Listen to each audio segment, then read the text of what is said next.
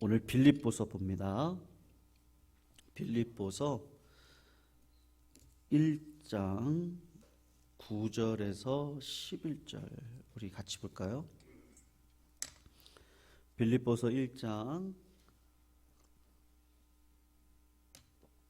9절에서 11절 우리 같이 한번 천천히 읽어보겠습니다. 9절에서 11절 우리 같이 읽겠습니다. 시작. 내가 기도하노라 너희 사랑을 지식과 모든 총명으로 점점 더 풍성하게 하사 너희로 지극히 선한 것을 분별하며 또 진실하여 허물 없이 그리스도의 날까지 이르고 예수 그리스도로 말미암아 의의 열매가 가득하여 하나님의 영광과 찬송이 되기를 원하노라. 아멘. 성도님들, 이솝우화를 보시면요 이런 이야기가 있습니다. 어미 꿩이 아기들 꿩을 데리고 이렇게 주의를 주는 거죠. 이렇게 뭐라고 주의를 주냐면, 얘들아 너희가 땅 위에 먹이를 먹을 때 이렇게 주의를 주고, 입으로는 밥을 먹고 눈으로는 먹이를 찾고 발로는 더듬어서 뒤집고, 그런데 중요한 게 있는데 귀는 꼭 열어놔라. 엄마가 얘기를 한 거야, 아기들한테. 야, 귀는 꼭 열어놔라. 그래서 혹시 들짐승이 오거나 해서 너희들이 잡혀 먹을 수 있을 테니까, 엄마가 그거 빨리 알거든. 민감하니까 내가 소리를 확 지르면 빨리 숨고 나에게로 와라. 이제 이렇게 이야기를 합니다. 그런데 어미꿩이 한 말을 별로 마음에 두지 않았던 아기 꿩이 있었죠. 그래서 이 꿩이 유독이 자기 멋대로 여기저기 좋은 먹이를 찾아 자꾸 멀리 가는 거예요. 그러니까는 나중에는 엄마가 경고의 이야기를 해도 들려요, 안 들려요? 안 들리거든요. 그래서 결국에는 여우에게 잡혀먹게 됐다는 이야기가 있는데, 여러분, 이 이야기가 그냥 어린아이들에게 어떤 삶의 한 교훈일 수도 있지만, 영적으로 보면 우리가 성도님들 아무리 멀리 가시더라도요 들을 말을 들을 수 있는 위치에 있으시기를 축원합니다. 그게 중요합니다. 들어야 할 음성을 들어야 사시고, 아무리 바빠도 들어야 될 말씀이 있습니다. 듣는다는 것이 아주 중요한데, 제가 이전에 섬겼던 교회에 에바다 부라고 그 청각 장애인들이 있는 부서가 있습니다. 근데 그 부서에 들어가서 제가 이게 대신방으로 섬겼던 적이 있었거든요. 근데 이게 신방을 하면서 느꼈던 건데, 이 청각장애인들이 태어나면서부터 청각장애인인 분들이 뭐 대부분은 아니더라고요. 50% 이상은 중간에 이제 뭐 동생이 이제 귀지를 파주다가 갑자기 손을 탁 쳐가지고 그래서 귀가 먹었다든지, 아니면 어떤 교통사고로 인해서 귀가 먹었다든지 하는 그런 경우들이 많았어요. 근데 신기하죠? 그분들의 이 구강 구조나 발음 구조나 이런 것들이 90%가 정상인데, 여러분 그분들 말하시는 거 들어보셨습니까? 이게 주로 수화로 하시는 분들 있잖아요. 싸우는 것 같아요. 막 이러고, 멀리서 들으면 무슨 싸우는 소리인가? 뭐 이런 소리가 들리는데 말을 제대로 못하는 거예요. 어릴 적에 분명히 말을 잘했거든요. 그런데 사고를 당해서 귀가 먹고 난 다음부터는 혀가 움직이잖아요. 똑같은 정상인 구조인데 이게 연습이 안 되는 거예요. 듣는 게 진짜 중요합니다. 성도님들, 성경에 보면 교만은 패망의 선봉이고 거만한 마음은 넘어짐의 앞잡이다. 여러분, 교만한 사람들은 어떻게 하죠? 안 들어요. 고집이 세죠. 아내 말, 남편 말, 어른 말, 양심의 소리, 하나님의 말씀을 듣지 않으면 우리의 이 영적인 근력들이 살아나지 않기 때문에 제대로 반응을 못하는 겁니다. 그래서 여러분 오늘 사도 바울이 무슨 이야기를 하냐 하면 이 기도에 대한 이야기를 하거든요. 여러분 9절을 한번 보세요. 뭐라고 얘기하냐면 내가 기도하노라. 이 편지에다가 그렇게 쓰는 거예요. 내가 기도를 하는데 내가 너희들한테 해주고 싶은 이야기가 있어. 우리 성도님들한테 드리고 싶은 말씀이 있는데요. 내가 이렇게 기도를 합니다. 이렇게 이야기를 하는 거예요. 우리는 여러분 착각을 합니다. 기도가 그냥 우리 주님이 뭐라 그랬어요? 중언부언하지 말아라. 기도를 부르짖고 구하고 찾고 두드리는 거가 맞는데 여러분 그건 1차원적인 기도고요. 기도의 핵심은 뭐죠? 기도의 핵심은 들으시는 거예요. 내가 듣지 않고 어떻게 하나님의 자녀로 살아갈 수 있습니까? 못 삽니다. 내가 말씀의 은혜를 받지 않고 어떻게 하나님의 뜻대로 살아갈 수 있습니까? 내가 회개하지 않고요. 내 마음이 정결하지 않고 내 안에 정직한 영이 없고 어떻게 내가 하나님의 자녀로 살아갈 수 있겠어요? 다 대부분은 듣지 않았기 때문에요. 근데 왜 안 들어요? 빌립보 교인들에게 하고 싶은 이야기가 그건 거예요. 첫 번째 기도 제목이 있습니다. 성도님들. 그게 뭔지 아세요? 사랑이 풍성하시기를 부탁드려요. 원문대로 이야기를 하면 사랑이 성장하기 위해서 제가 기도합니다. 여러분 사랑이 커지시고 넓어지시고 깊어지시고 질적으로 성장하시고 높아지시고 그것이 행동으로 드러나기를 위해서 기도합니다. 그렇게 이야기를 하는 거예요. 근데 성도님 한번 생각해 보십시오. 내 안에 사랑의 마음이 있습니까? 없습니까? 어떠세요? 전 제가 사랑하려고 해도요. 사랑의 마음이 없다는 걸 깨닫습니다. 그래서 어떻게 하죠? 오늘 중요한 이야기가 있는데 내가 기도하노라. 9절을 보시면요. 너희 사랑을 지식, 모든 총명 요거 빼고요. 너희 사랑을 점점 풍성하게 하는데 어떻게 하라고요? 지식과 총명으로 풍성하게 하라 이렇게 이야기를 하고 있습니다. 성도님들 결혼 생활을 하면서도 제가 자주 말씀드렸던 부분인데 제가 처음에 결혼해서 화장실 가면 스트레스 받는 게 있었습니다. 그게 뭐냐면 치약을 이렇게 끝에서부터 이렇게 말아서 올리는 스타일이고 안에는 이제 중간에서 짭니다. 제가 또 끝에서 이렇게 올리면 또 중간에서 짜요. 결혼을 왜 했죠?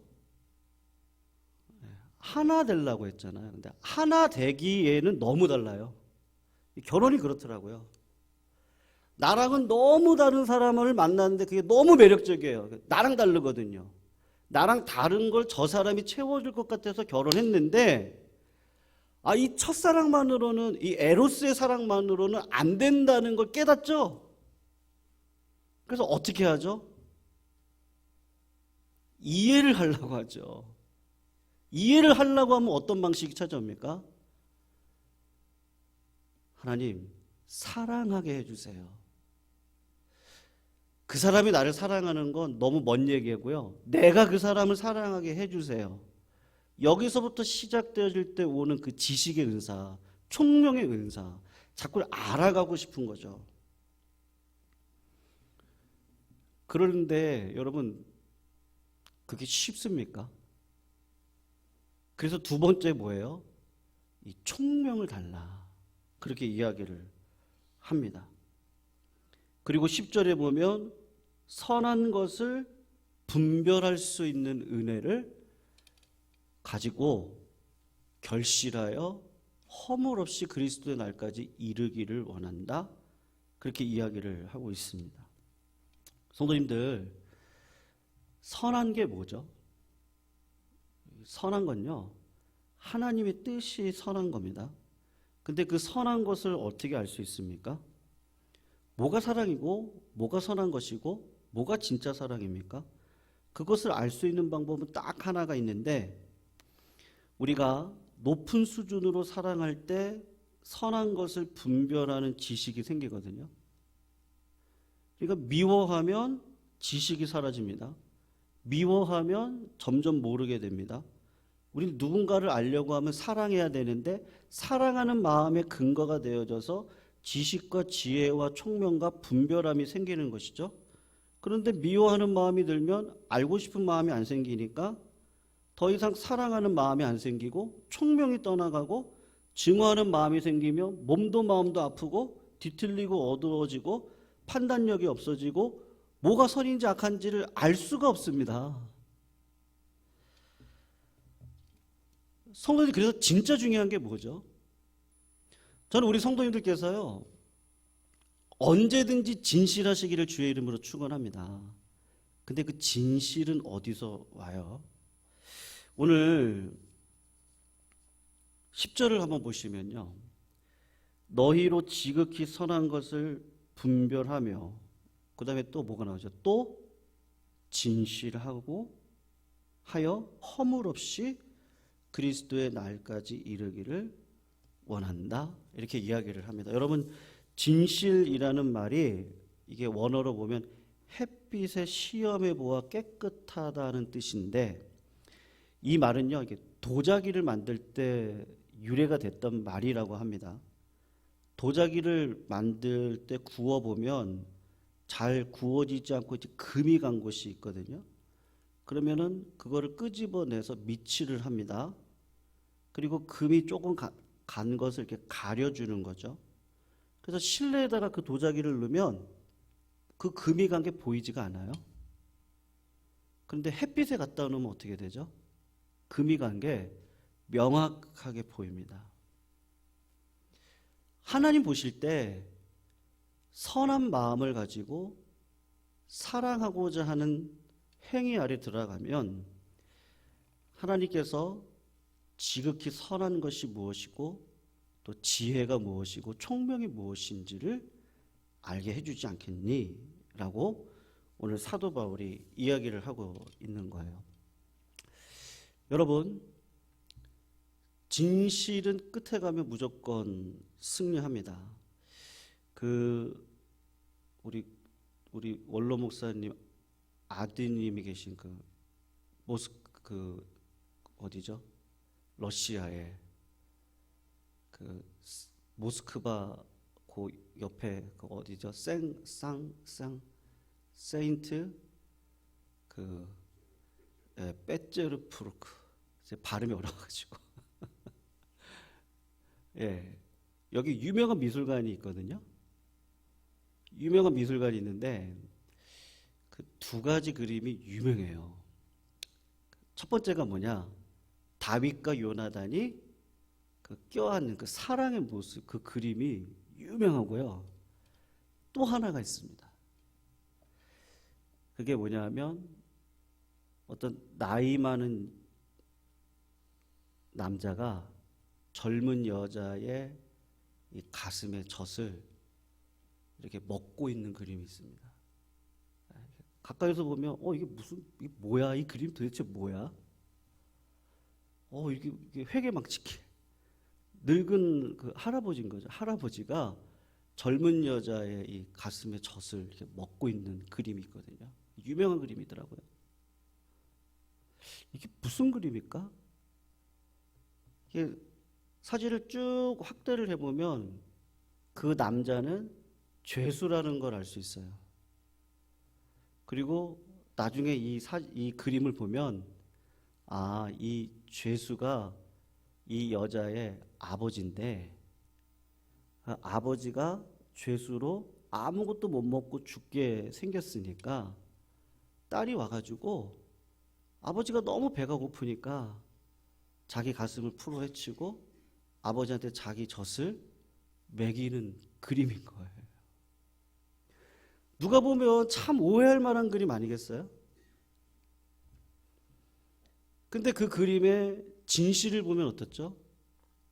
이게 사랑이구나 라는 것을 알 수가 있지 않겠습니까?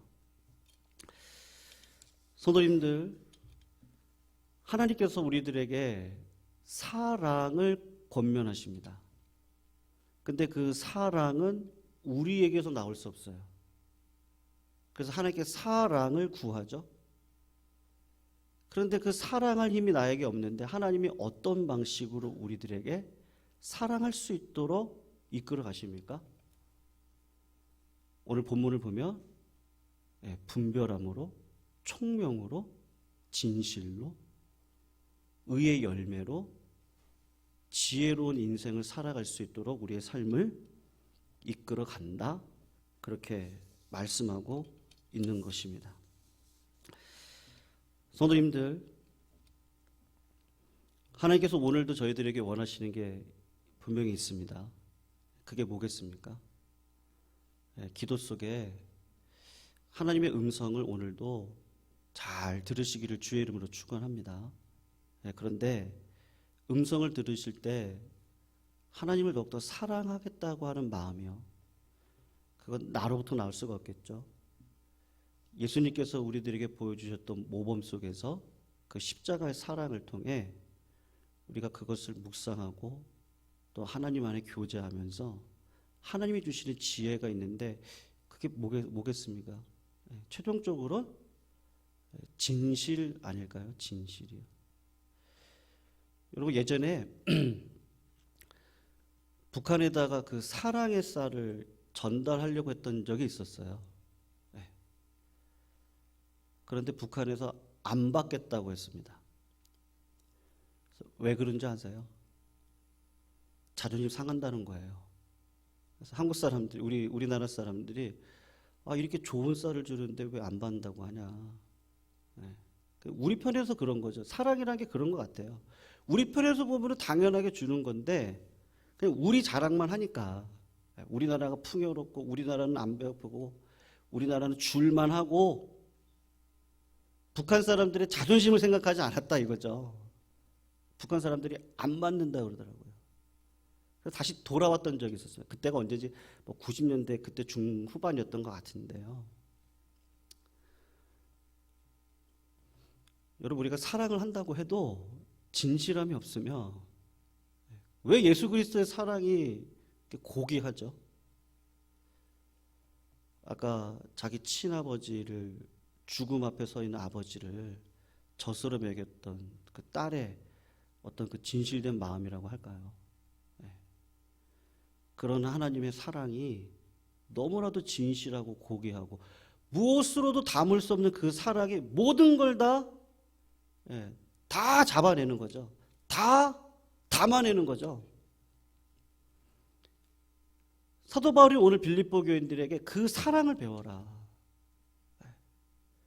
그 사랑을 배우기 위해선 주님 앞에 나아가라. 주님 앞에 구해라.